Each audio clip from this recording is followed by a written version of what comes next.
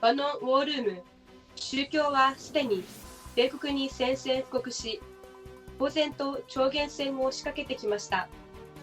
米国で中国共産党に対処するための統一勢力を形成することができないのは第5列のもの、つまりスパイがいるからです。詳しくは VTR をご覧ください。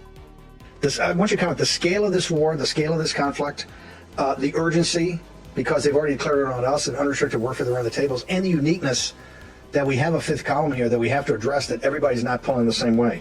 What are your thoughts about that kind of as a group, that this makes this very unique in American history, and we're certainly not prepared for it. I mean, the War Room Posse is now getting prepared for it, and they're the ones most sophisticated because we've been covering this for the last couple of years. But I talk, and quite frankly, one of the reasons I wasn't able to make it out, I've been in a series of meetings and other things, and I'm kind of shocked sometimes I actually talk to very smart people, and this is like, it's in the ether, but it's not part of how they think about the world right now and how dangerous a place it is.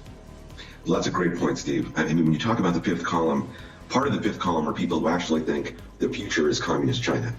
I know really smart people who think, well, look, we know China is a problem, but ultimately they're the ones who have 1.4 billion people. They're the ones who are going to have the dominant economic power in the world. And so we have to position ourselves now to accommodate them somehow or live with them somehow and make sure we don't ever go to war, which in effect is kowtowing to them. You look at our oligarchs on Wall Street, that's what they believe. They believe that China is one, and now we have to transfer the wealth of the United States somehow over time to communist China.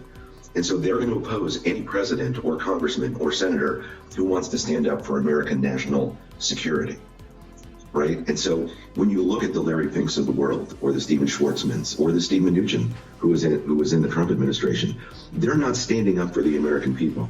They're standing up for a globalist concept where the United States is one of many nations, and in very important respect, a secondary part of that nation. And that's really, I think, where we find ourselves today, which is why any of these bad ideas have any oxygen whatsoever. The global elites, the oligarchs, look, Tucker Carlson is out today at Fox News.